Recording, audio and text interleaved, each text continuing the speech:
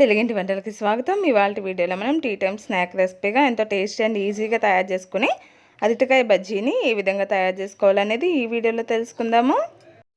వీటిని మనం చాలా సింపుల్గా చాలా తక్కువ టైంలోనే తయారు చేసుకోవచ్చు. ముందుగా వీటి తయారీ కోసం ఒక అరటికాయని తీసుకుని ఈ విధంగా మొదలు చివర్లను కట్ చేసుకుందాము. ఇలా కట్ చేసుకుని పైన ఉన్నటువంటి తొక్కని తీసుకుందాం. ఇలా తొక్క మొత్తం కూడా తీసుకొని ఇక్కడ నేను తీసుకున్న అరటికాయ కాస్త పొడవుగా ఉందండి, అందుకని దీన్ని నేను సగానికి కట్ చేస్తున్నాను.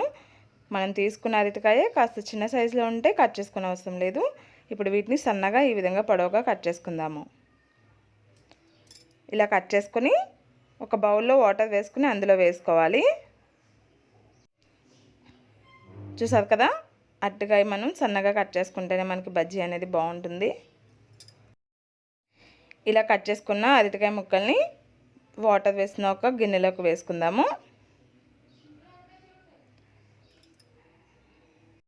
ఇప్పుడు మనం బజ్జీ కోసం పిండిని తయారు చేసుకుందాం. దానికోసం ఒక బౌల్ తీసుకుని అందులో ఒక పావు కప్పు శనగపిండిని, ఒక 2 టేబుల్ స్పూన్ల బియ్యం పిండి వేసుకోండి.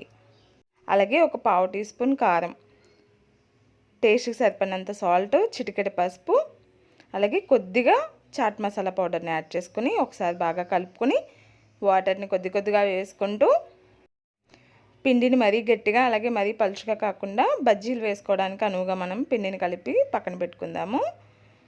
వాటర్ని ఒకేసారి కాకుండా కొద్దిగా యాడ్ చేసుకోండి. ఉండలేం లేకుండా ఈ విధంగా కలుపుకోవాలి. పిండి రెడీ అయింది కదా. ఇప్పుడు ఒక పొడి క్లాత్ని తీసుకుని మనం ముందుగా వాటర్లో వేసుకున్నటువంటి అరటికాయ ముక్కల్ని ఈ విధంగా పరుచుకోండి. ఈ విధంగా వేసుకొని క్లాత్తో మొత్తం అంతా కూడా ఎక్స్ట్రా ఉన్నటువంటి వాటర్ని తుడిచేసుకోండి.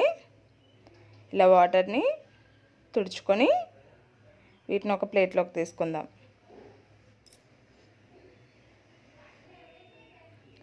ఇప్పుడు మనం ముందుగా కలిపి పెట్టుకున్నటువంటి పిండిలో కాస్త బేకింగ్ సోడా యాడ్ చేసుకుని ఒకసారి బాగా కలుపుకోవాలి. మనకి బజ్జీల పిండి తయారైపోయింది. ఇప్పుడు బజ్జీలను వేసుకుందాము.